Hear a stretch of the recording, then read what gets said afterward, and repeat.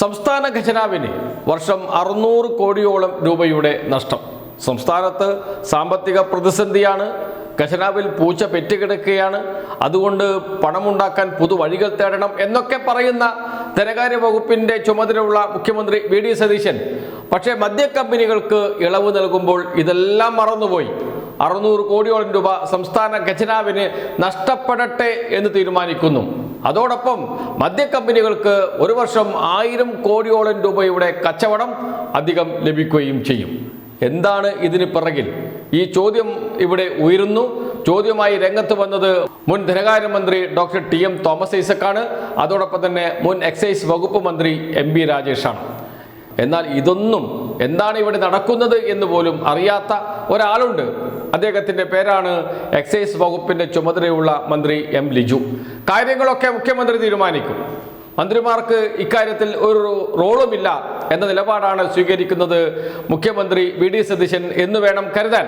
അതുകൊണ്ട് തന്നെയാണ് എം. ലിജു പറഞ്ഞു, നടക്കില്ല, നികുതി ഘടന പരിഷ്കരിച്ചോട്ടെ, ഇളവ് കൊടുത്തോട്ടെ, അതൊന്നും ഞങ്ങളെ ബാധിക്കുന്ന പ്രശ്നമല്ല, അതൊക്കെ ധനകാര്യ വകുപ്പ് ചെയ്യേണ്ട കാര്യമാണ്.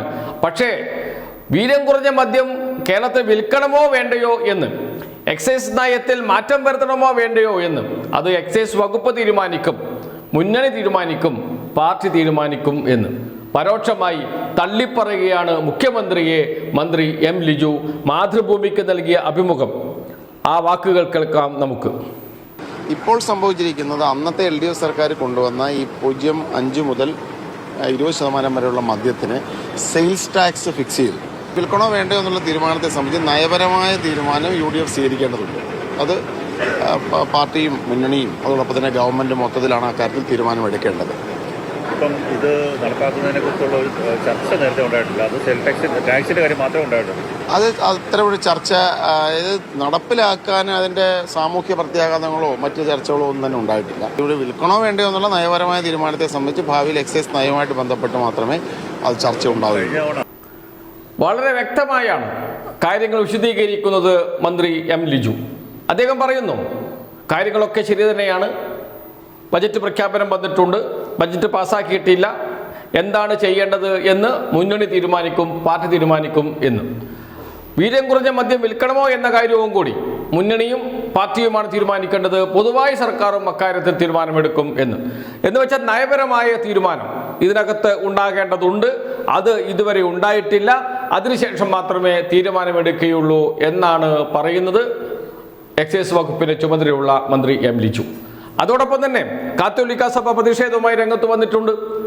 ഇത് ജൻസിയെ കൂടി മദ്യത്തിന് അടിമകളാക്കാനുള്ള ശ്രമമാണോ, അതിന്റെ ഭാഗമായിട്ടാണോ ഈ തീരുമാനമെടുത്തത് എന്ന ചോദ്യവുമായി രംഗത്ത് വന്നിട്ടുണ്ട് KCBC മദ്യവിരുദ്ധ സമിതി.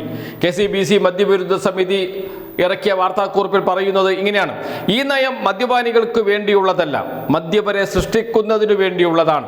ജൻസിക്കും സ്ത്രീ ശാക്തീകരണത്തിനും വേണ്ടി ആനുകൂല്യങ്ങളും സൗകര്യങ്ങളും പ്രഖ്യാപിക്കുമ്പോഴും ഈ വിഭാഗക്കാരെ മറ്റൊരു വഴിയെ ചൂഷണം ചെയ്യുന്നത് ഭൂഷണമല്ല. ഈ വിഭാഗക്കാരെ ലഹരി ആസക്തിയിൽപ്പെടുത്തി അവരുടെ ബലഹീനതയെ ചൂഷണം ചെയ്ത് സർക്കാരിന് സാമ്പത്തിക നേട്ടം ഉണ്ടാക്കാനുള്ള അടവു നയങ്ങളിൽ നിന്ന് സർക്കാർ പിന്മാറണം എന്നാണ് പറഞ്ഞിരിക്കുന്നത് KCBC മദ്യവിരുദ്ധ സമിതി. അത്ര പെട്ടെന്ന് തള്ളിക്കളയാൻ കഴിയില്ല സംസ്ഥാന സർക്കാരിന് KCBCയെയും KCBC മദ്യവിരുദ്ധ സമിതിയെയും. ഇതോടൊപ്പം തന്നെ മറ്റൊരു ഗുരുതരമായ ആരോപണം ഉയർന്നു വന്നു.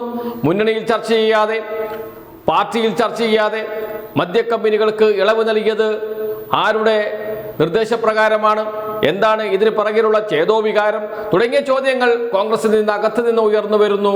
പ്രതിപക്ഷത്ത് നിന്ന് മുൻ ധനകാര്യമന്ത്രിയും മുൻ എക്സൈസ് മന്ത്രിയും അഴിമതി ആരോപണവും ഉന്നയിച്ചു കഴിഞ്ഞു.